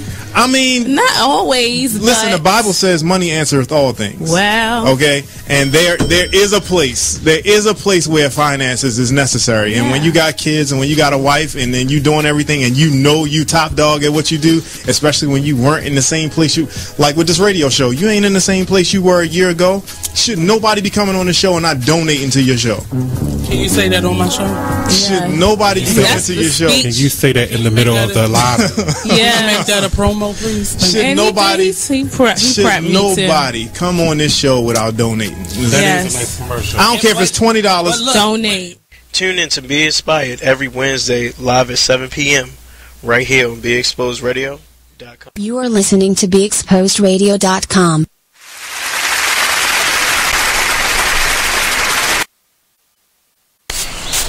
Whoa. The moment my son saw a redwood tree. It's huge! Is the moment I knew that for him, You can't even see the top of that thing! even the sky has no limit. There are some moments only the forest can inspire. Find yours at discovertheforest.org. Learn about forests near you and discover cool things to do when you go. Your moment is out there. Find it at discovertheforest.org. Brought to you by the U.S. Forest Service and the Ad Council. Artist Exchange. The Artist Exchange. The Artist Exchange. The Artist Exchange. The Artist Exchange. Hey everybody, this is your girl, the one and only Vic Cows. Check us out every Saturday from 5 to 7, only on BeExposedRadio.com. With our parents, they gotta have the best of everything, or when you go to school you gonna kill them. Yeah, you know what I mean? And then you look and it's like, did you have it like that when you was in school? Nah, girl, my parents, I had to go to school with stuff, old tennis shoes and stuff like that. I ain't gonna let my kids go, but a decent pair of tennis shoes, a decent slacks, whatever. I'm kind of glad that they did the uniforms. Oh my God, they did the uniforms right while I was leaving. They did, right.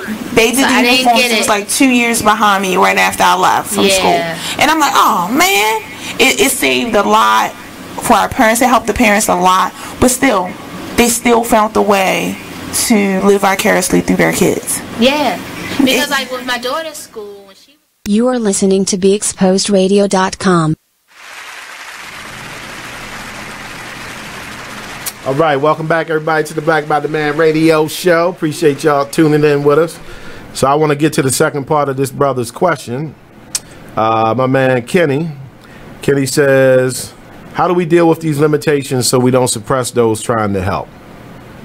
So let me read the first part. He says, every role has its limitations and demands, but if you are a pillar of the community, where are we supposed to look for guidance if the elders are being disenfranchised? It's a good question. How do we deal with these limitations so we don't suppress, those who, are trying to guide us and give us some elder advice, I guess you could say. Right. What do you think? I feel the same way. I have the same question. Oh, you got the same question? Okay. It is definitely a great question. I don't think there's just one answer to it, but I'll give you the old Black by the Man college try. Okay. I think communication. I think the elders have to, educate those underneath them what they're going to be up against as they begin to try to educate the black community and be a pillar in the community, because there are going to be people who are going to come along and try to knock you off that pillar. So I don't know the exact line of communication, but it's got to be a way of communicating that to those who are looking up to them and not have it discourage them, not have them say, listen, I want to do it, but I don't want to be Martin Luther King Jr. I don't want them shooting me in my head. You see what I'm saying? Right. So to me, that's what he's asking. There's a lot of things out here that discouraged. This is the reason why we need the strength of the community. Yeah, we do. This is why we got to talk about it, and we got to stop being uncomfortable talking about it. We need the people to support these leaders, so yes, they won't feel like they can't come out and lead. Because if they don't have the support they need or whatever, they're going to get out here and get chewed up. Yeah, they're going to get chewed up. And if you really make it where you get a really big audience, we'll get you a bulletproof vest and a helmet. So they don't pluck you from standing on the second floor at the hotel. I'm just trying to tell you. Like back in the Martin Luther King days, I mean, of course, like he had plenty of support, but we're not back there anymore. That's what we're talking about now. Like, how do we even attempt to even get somewhere near back to that? Right. Yeah. Well, I like Elisha Gibson's comment here. Elisha, I'm going to read yours again. She says, I believe being an elder isn't defined by age. Mm-hmm. I agree with that. Yeah, because it's really based on wisdom. Right. You get what I'm saying? Like, I have a few younger folks who kind of look at me in the elder position. They don't actually call me that, but they better not. They don't actually call me that, right?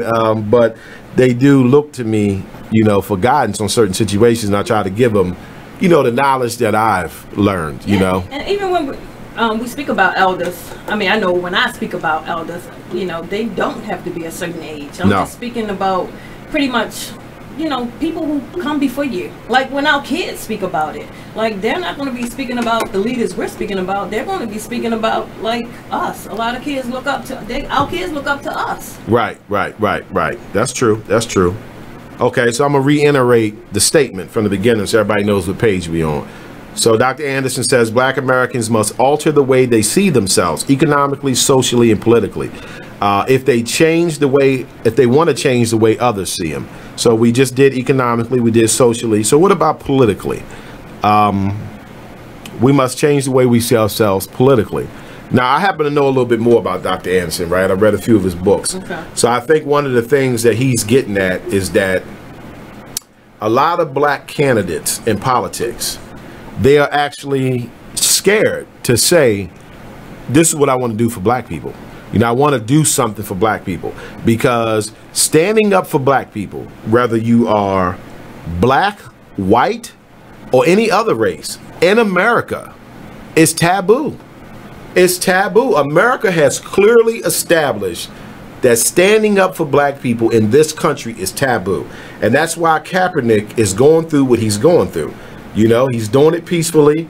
I love what my man Billy said. Billy said Cap is doing his thing and he's doing it well. Classy guy, I admire him. Okay? Now that's a white guy. For those who don't know, Billy O, right on here with us today, my homeboy from back in the day. Billy's a white guy. You get what I'm saying? But yet he sees the value in what Cap's trying to do. And that's what I'm saying. It has been made taboo. So when you look at politicians, I think a lot of them, even if they feel like, you know, my main mission is to try to make better communities for black people, and then better communities also in America, period. But you got to look at what communities are lacking. Black communities are lacking, right? But they're scared to say that because it's going to turn off so many people. It's going to turn off white people. It's going to turn off black people. It's going to turn off Asian people. Like, in this country, nobody likes to see black people rooting for black people. It's become taboo. So I think politically, that's what he's getting at. We got to learn to alter the way we see ourselves, even in the political arena. Well, we're going to have to also seeing ourselves as rooting for black people now, because we don't even like to root. Well, that's what I'm saying. That's what I'm saying. You know, like we suffer from such Stockholm syndrome that a black person that seems to be pushing strong towards black people, it turns black people off, which is insane. You know what I mean? Which is insane. But that's just how sick some of us have become in this system over here. We get away from it. You understand what I mean? We get away like from it's been planted in our brains that rooting for black people or trying to do something for black people is not going to benefit you. But, I mean, it's something that's been planted in our brains over years. Right. So, with that being said, I mean, I just don't know what it's going to take to get it out of our brain. I don't know either. You know, like, it's definitely going to take being educated. And I think with some people, just the fact of it being brought to their attention will stimulate a thought process, because these are things that, you know, a lot of black people don't even think twice about. You understand what I'm saying? They don't think twice. Okay, I was reading the comment. We got to get comfortable with that. We got to get comfortable with ourselves. I mean, with the Black by Demand radio show, there's a percentage of black people who are even turned off at the title of the show. Black. See, that word has become so taboo in America. So there's black people who are not even going to tune in because it's like, you know, they must be on some pro-black stuff. Okay, but what's wrong with that? Because being pro-white is what got white people where they're at. Being pro-Asian is what got Asians where they're at. Being pro-Mexican is what now has the Mexican population outnumbering the black population here in America. But for some reason, if you put that word pro in front of black, it now becomes something negative. Well, maybe that's just where because we have to start somewhere. Yes, we do. So maybe we're going to start right here at the Black by the Man radio show. And we're going to have to start with the ones that are open, you know, to it right now then. Right. You can't really worry about the ones that, you know, don't have their mind made up yet. Yeah, that's true. You know, because you have to start building a group. You have to start building a team somewhere. Right. So right now, if you can just start with a whole lot of positive, let's just leave the negative to the side right now, because it's just no room for it. You just have to start with the people that's going to tune in now. Yeah. Well, that's definitely the angle of Black by the Man. As that group start growing bigger and bigger and bigger, then the ones that's not tuning in is going to want to know eventually why it's growing bigger. So right. Then they're going to want something to be proud of. They'll start tuning in. Well, what'll happen is, for the black people who are uncomfortable with doing things, right, that benefit black people, right? Right. They will be uncomfortable with it until they see white people acknowledge it. So then once white people stand up and say, listen, we want to acknowledge the Black by the Man radio show for what it's doing for the black community, educating people, so forth and so on. When black people see that happen, then they're going to be hella comfortable with the Black by the Man radio show. And it's sad to say it that way, but that's the way the game works. You know, we are against it until we see that other races accept it. Like, we find it troublesome to stand on our own, to stand alone on our own. Well, that's what we're going to have to start working on then. We're going to have to start asking ourselves why we feel that way and what can we do to get us out of that thinking. Well, I think most of them ain't even going to engage in the conversation with the ones that are. Right, the ones that are, right? And we have to come up with something anyway, because we can't keep teaching this same stuff to our children, and you can't teach it to your grandkids. Well, see, that's just it. I don't believe we teaching shit to our children. I believe that we have reached a state of consciousness where we rely completely on the school system to teach our children about life. Now, we'll still teach our children about religion. So you can best believe they're going to push Christianity on them or whatever other religion that they believe in as far as the home front. But I think in a lot of black homes, that's as far as it goes. You know, like as far as education, the education is being left completely up to the school curriculum. Well, I don't know if they're going to get a lot from school, because I don't even know if teachers are learning like they used to. I'll tell you what I had a teacher say to me, because you hear a lot of people talking about the school system today. And I had a particular teacher, and she said to me, and she's my age, right? 29.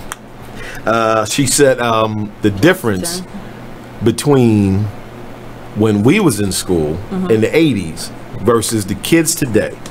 She said when you guys were in school, you guys were taught critical thinking. Right. Today they teach the kids what they want them to think. Right. They tell them what to think, I should say.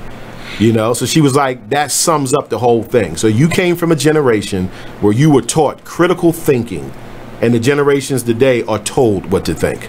So they don't have critical thinking. And I was like, wow, that definitely like kind of sums it up. So I'm saying, with that being said, along with the fact that it's been proven that the American education system, the curriculum, is designed to already place a certain stigma about black people in it.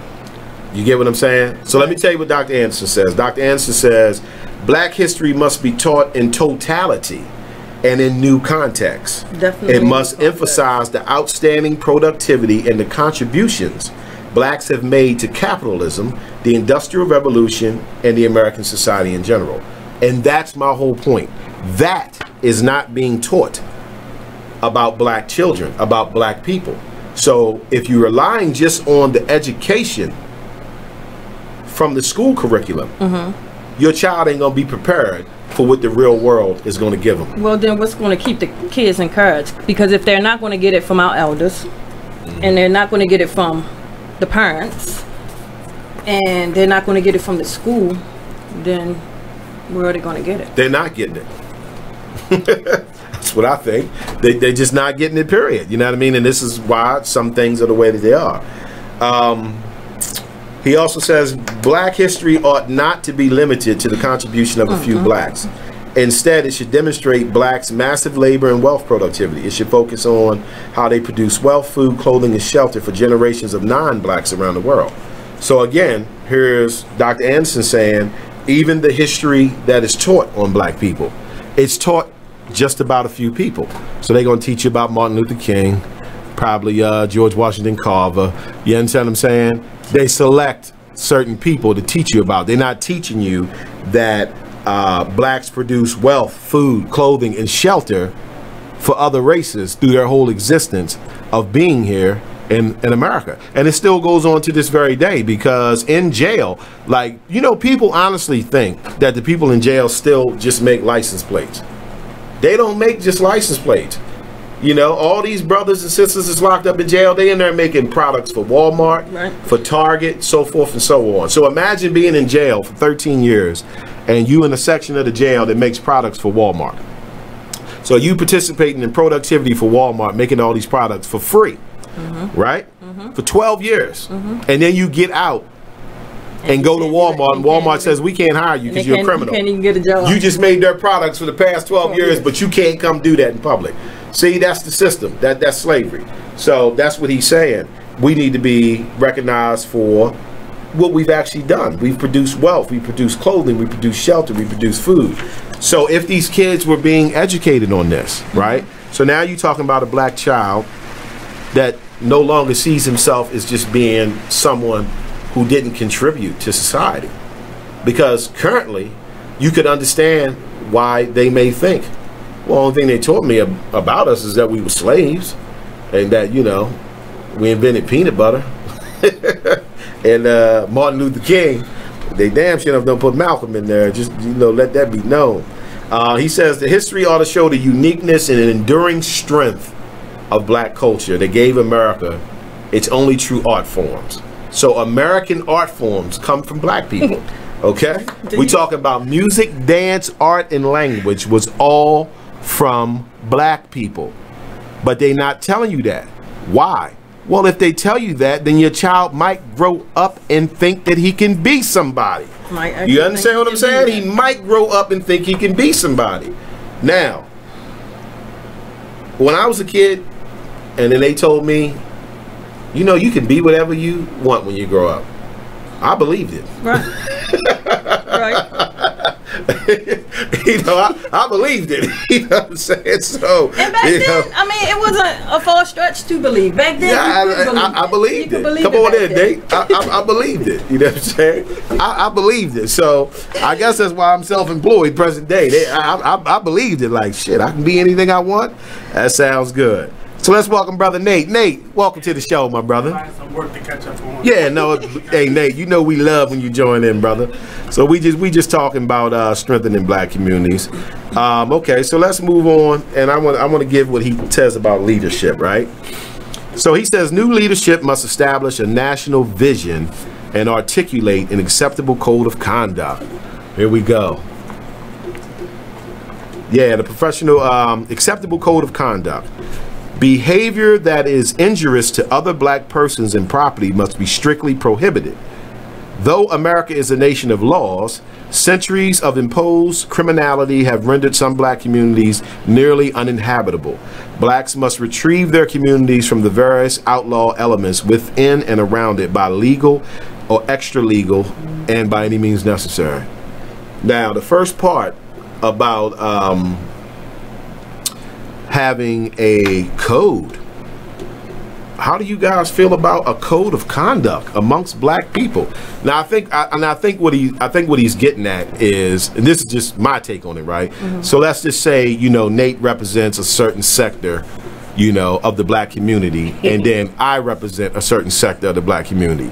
I think what he's getting at is that me and Nate should not show up on somebody's show and then go at it, because that's not showing, you know, any type of cohesiveness between us. You get what I'm saying? So he's saying, keep that behind closed doors. You and Nate do that behind closed doors. When y'all in public, have a code of conduct. Nate represents something for the black community, and so do you. So don't be out there, you know, giving people a show. Let's see, and you and Nate go at each other. That's my take on it. Like, what do y'all get from it when you think of a code of conduct amongst black people? That's the same thing I get from it. That's just like you don't see other groups of people showing up doing that. They handle their business behind closed doors, and when they're out in public, you know, they're just like 1/4. They are community. Right. One of the things, I'll tell you my pet peeve, right? One of the things that bothers me is that there'll be a situation, right? Mm-hmm. And like nobody black is saying nothing about it, right? And then when a black person does step up to speak about the situation, here comes other black people to oppose them. And it's like, whoa, wait a minute. Like, you didn't even have nothing to say about this until I said something. So to me, that's what I think of when I think of code of conduct. Like, don't find your voice when it comes to arguing with me. You know what I mean? Find your voice when it comes to the problem at hand. Because if y'all familiar with Mr. Neely Fuller Jr., he makes a statement that most black people engage in conversations with you just to disagree. I said, wow. Like, that's deep. You know what I mean? So once I learned that from him, I started paying attention to people when they have conversations with me. And it's got some truth in it. You know what I mean? It's got some truth in it. It has a lot of truth in it. Yeah, it's got some truth in it. People have I don't know. conversations with you just to debate with you. Yes. And they have no idea what they're talking about. Right. They're not even educated on what What's they're quiet on the issue. The last time I had that situation was when I was working in another barbershop, and that was the same time that the riots kicked off. Right now, this barbershop that I was working at, yeah, right. I'm gonna go with what they call it though, right? I don't think it was a riot either, right? But this particular barbershop happened to be a barbershop that the clients were a lot of older military black men, a lot of Greek fraternity black men. You understand what I'm saying? Now, I was the oddball out in the shop because they were all in there critiquing what was happening in Baltimore. And none of them lived there. And none of them lived there. And I stepped forward and said, listen, y'all don't have the right to critique how this younger generation is handling what's going on with them, because you're not down there with them. I'm not down there with them. So I can't say, you know, they was on some, well, you know, that ain't the way you do it, this, that, blah, blah, blah. Then why are you not there teaching them that? Why are you quiet until they get there and wild out? Now, we can all have our opinions if that was the right way to do it or if it wasn't. But I appreciated that they were showing the world we're going to react. If y'all want to fine-tune that reaction later on and make it a little bit better, cool. Let the elders get involved and do what they do. But at the end of the day, their reaction caused the reaction. No charges were brought up on them police until them young folks did what they did. And I just get so sick of black people sitting in their home judging what the people on the front line doing. Go down there and be a part of it, and then you can give your opinion. But don't sit home and watch WJZ. You understand what I mean? And then they showing you what they want to show you. They're showing you what they want to show you. They're exaggerating everything. And again, you're listening to media. Right. You know, and then here they come with the opinions. All these older folk, they shouldn't have done that, they shouldn't have did that. So needless to say, they was mad at me in the shop. Media, but I was just like, I just don't feel like y'all have a right to say that. Y'all not there. You know what I mean? Like, I wasn't there. I didn't come down there and march with them or whatever they was calling it, what they was doing. So how you going to be clear up in Harford County talking about what they ain't doing it right? Well, did you teach them? It's easier to sit back and just have an opinion when you're not doing anything. When you're not doing nothing, and right. I'm often what they would say the devil advocate, because I just see things a little. I watch conversations and I just hear that person that's just talking to be talking, right, and then I hear the person that's trying to make a point but just don't have all the information. So that's both sides of our argument. And in terms of the code of conduct, I think the issue is we separate each other in our groups too much. Right. If I own a business and I just so happen to be an artist and you own a business and you're a barber, we're still business owners. That's right. So we have to find the things that connect us, not the things that keep us apart. Valid point. Good point, Nate. Yeah. Be able to talk in terms of us being business owners, opposed to you being a barber and me being an actor. Like, we're still business owners. That's right. But you do your thing and you don't know what I'm going through. Well, I get my hair cut, so I kind of understand it. You know, but you play a part, right? We like you were saying, your friend or the person you knew that was making claims of, he was proud to be the only black. Like some people just find solace in those little petty things. Yes. And this was an older brother. He's older than me. You know, and again, I didn't, because he made it. Yeah, and you could see that in his face. You know what I mean? And I didn't chastise him because he's not a friend of mine. You understand what I mean? And I didn't want to impose my thoughts on him, but I was amazed at like how he was proud of it. He went on to saying how he was the only one in the neighborhood and how he's the only one that goes to the church and how he knows that they don't like it, but he's showing them that he gets universal acceptance. And I'm just like, I feel you, brother, but my path is a little different. You know what I mean? It's a little different. It's the same thing that Steve Harvey said. He was saying, well, I don't know what he's doing for everybody else, but Trump is making sure he does what I asked him to do. Like, you're not worried about nobody else or how hard it's been for everybody else in that community. And you're not the only black person. It's just the other people don't choose to walk around with it on a flag like you do. Yeah, good point, brother. Get it back. Yeah, get it back, right? I definitely think we should develop a code of conduct. Like I said, I'm a little biased because when I think of code of conducts, I've read authors who speak about it, like Mr. Neely Fuller and Dr. Claude Anderson. So I have a few things in mind that I would like implemented as a code of conduct amongst us. And then, of course, I have things that I do personally as my own code of conduct. Miss Janice? The only thing I have in mind is how we're going to do all of what we just spoke about. Well, I don't think it's one. I understand the book path. Now where it say searching for wealth and group economics. Searching for it.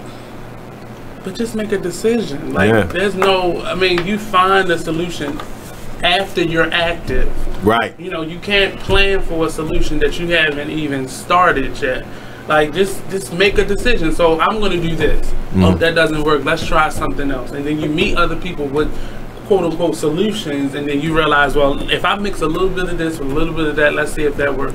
That's it. Just make one decision and just keep either being aware of what's working and what's not working, or what everybody else is doing, and seeing how you can work together. And how can we get people to accept the idea of even buying into that, of even working together? That's a good question. That's another animal. That's definitely a good question. But do you guys think a code of conduct would be something we should, like look into or try to develop? Like, even if it got developed, like you were saying with us being business owners, right? Even if it got developed with just between two business owners, right? It's a start. So if me and Nate do it, and we have a code of conduct with the way we deal with each other. So, I've always been big on that because I think, I feel like other groups practice it. You know what I'm saying? I think right now we need a code of conduct because we need something to be following right now. Yeah. I think it could work. We have no plan right now, so we need to get something together. But this started even with have a plan. respect. This outright respect. I don't have to like you personally, but because we're two business owners, let's conduct ourselves as civilized human beings in the world, opposed to just because you're not a part of my business. I'm gonna talk bad about that. He ain't got it together. XYZ. I've been a part of a lot of things that just was hood and ghetto. But I keep that to myself. You know, while I'm there, while I'm a part of it, and I just make it the best thing for myself. Yes. Or while my part of that pie, I just make it the best. And try to do some encouraging as we go along. But some people they just look around like, oh, this is this. It's not yours. You don't have to support this. So you got a personal code of conduct.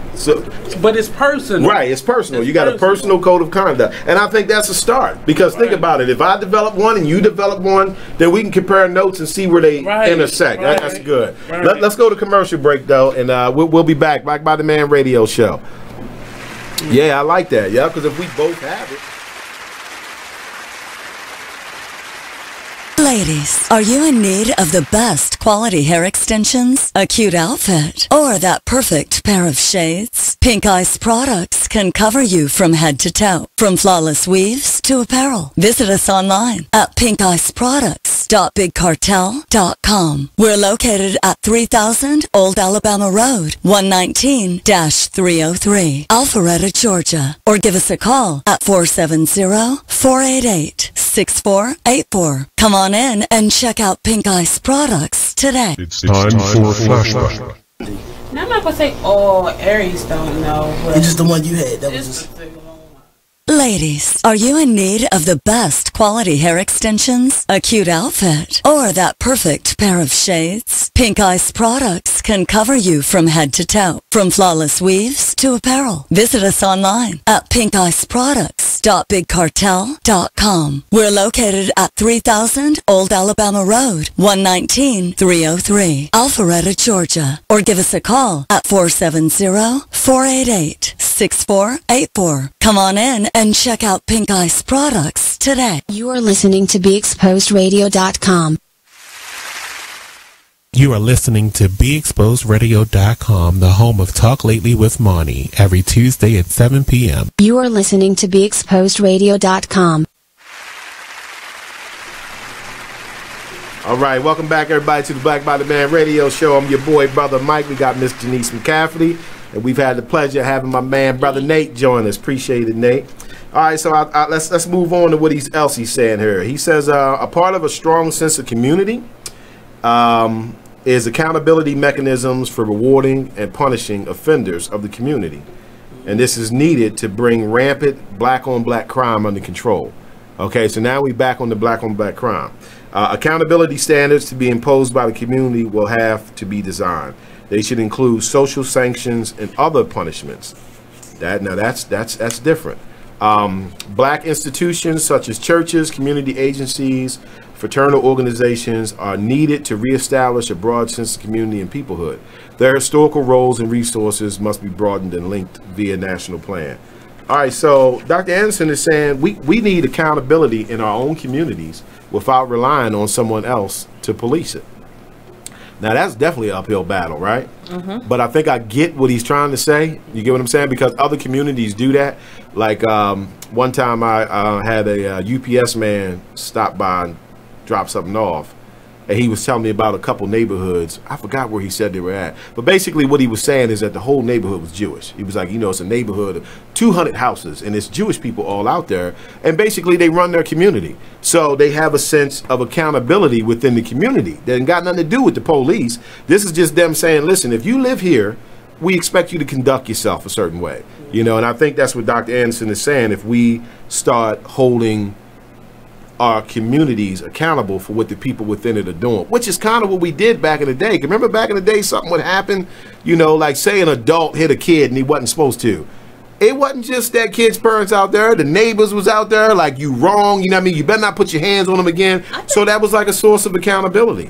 Yeah, I I think back then we had accountability. I think now they just call it snitching. I'm gonna say, like, in my generation, we don't know any of that. Yeah, and that's sad. Yeah, is remnants of it, and I'm just 34, but a lot of people. So just imagine the 20s and teens. Right, they're not familiar with it at all. Yeah, and parents is about mine, and these are mine, and you don't. Yeah, you know, it's such a selfishness. Yeah, because we have all these opportunities now that our parents and grandparents fought for, and everybody has these opportunities. Even our grandparents have them now. Right. Yeah, and everybody's worried about my nucleus. I mean, and it's gotten so deep where the parent is just worrying about themselves. You gotta go get yours. Right. I got. Ain't even trying to worry about the kids full time. Like, right. Yeah. I watched a Susie Orman, one of those financial things, and she was telling people, don't take loans out for your child's education. Like, because they don't know what they want to be, and it could be a waste of your money. Waste of money. Which I understand, but you're telling people not to look out for their children. Right. She didn't say go half with them, or maybe they go to a community college for the first semester, and then if they serious, don't pay for it. Like, Just don't do it. So how do you get through life? I just was a child 3 minutes ago. Now that I'm 18, I have all this responsibility on my shoulder and no resources, you know, to pay for this. So now I got to get a job before I think about going to college. I can't afford to go to college.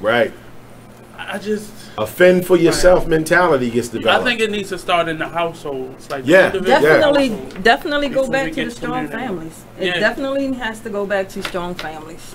Yeah, because you can't deal with the community or anything larger than that if your household or the individual isn't good. You just creating monsters at that point. I mean, you can just imagine now if you had a bunch of strong families in a community, how well off the community would be. Yeah. So they would be inside that community, holding people accountable for everything at that point. Like, and there's only 1 or 2 people doing that now compared to a whole zip code of people. So we got a comment from Miss Lisha Gibson. She says there's an honor code amongst thieves. There's a street code. There's a code of etiquette. Ultimately, these codes are developed within subgroups. We won't get everyone on board. Like-minded, conscious bodies need to link up for a one-on-one agenda. The problem is everyone wants to lead the revolution. Yeah, valid point. I don't know if everyone wants to lead the revolution. They do, but they be on the front line. Right, you know, because you know, I see more of people just not even having a concern about things. But one of my experiences has been that certain subjects, some people just never even heard of. You know what I mean? Like, I've had black people say to me, you know what, I never even thought about, you know, like what you was over there talking about. And I'm like, good, that's perfect, because that's the goal. You know what I mean? I don't expect nothing to change overnight, but if I can at least get a few people to start thinking about the things that we discuss and then check into it themselves. You have to give into consideration, people are not affected with things like you may be. Right. So what's happening in Howard County may not be happening in Park Heights. Right. It just may not be happening, so they're not faced with it. And if my full walls of my world has been Park Heights, I don't know life out, so you can't blame. They might not care. For not, it's not even. You have to know something to not care. Yeah, that's true. That's true. You got to know to have a care. Yeah, okay. And you got to know something to ask a question about it. So we can't be mad at each other for not knowing things. And a lot of these woke individuals are using their knowledge as a weapon. Right. No. And not as a tool to help people. Right. So yeah. if I don't know about this issue of the Dove commercial, right. I don't use Dove. So why would I be mad at Dove? I don't even use it. Right. But you want me to be mad and up in arms for something that you use. Right. I don't use it. You mad and hurt because you've been using Dove all this shit, and now you have an attitude. Right, because you feel like you got beat. Yeah. Right. They feel like they got beat. Like Dove did work. Like that's easy. You ain't gotta say nothing on social media. Right. You ain't gotta convince. If you stop using it, that's $20 a month that they don't have. And if everybody did that, they gonna say, oh well, you know what? Maybe we gotta rethink this. Sure. But you still buying it and you mad. Right. So that would go back to code of conduct. That could be a code of conduct, like you were saying. When these companies step forward and do things to disrespect us, it should be within our code of conduct for those who are aware of it to say, all right, I'm not buying that no more. That's our code of conduct. If you gonna not treat us right, we ain't gonna give you our money. Smart about it though. Everything isn't set up to get you. Like, but just be smarter. And everything is not a battle. When public school systems are losing teachers, funding, and any type of concern, and you worrying about soap, right? Like, that's stupid. Yeah, yeah, that's how they get us, brother. Yeah, I was gonna say that. Like, it's not even a big issue. You understand what I mean? But Dove didn't bring it up. Right. Your black self brought it up. Right. And you worrying about something that you have control over. Thank you. Right. And I think it's put out there as part of a distraction. You get what I'm saying? It's advertising. It's right. supposed to be That's a what I'm saying. Yeah, like, yeah. They got you talking about right. it. Yeah. That's crazy. Better, black people, yeah. please. That's why I don't talk about Dove. Yeah. That's why you see I ain't saying nothing about no Dove today. Right. Yeah. Can't give it the time. I'm sorry, I might be a little bit behind, but what is it? Well, No. we won't give it no press, you know. But anyway, that's simple as it is. Right. Not even What is it? Yeah, we ain't gonna give it no press What time. is it like? But we are out of time, everybody. So I want to thank everybody for tuning in. I want to thank my guest, Mr. Janice McCaffrey, my man, brother Nate. It's been a good one, man. It's another great discussion. I hope this leads to some stimulation in people's minds. Thanks. And again, if you get a chance, check the book out, Black Labor, White Wealth. It's a pretty good read. And as usual, man, we are very grateful for having the Black by the Man radio show. Thank you to the Be Exposed Radio family. And thank you to my man Nate here and my boy, brother Monty. And thank everybody for participating, man. So once again, it's been a great show. We look forward to chopping it up with y'all next week. Stay tuned. I'm your boy, brother Mike, and you already know I'll catch you on the flip side. Black side. Peace. Only in the forest can you see this. But nothing beats the moment you see.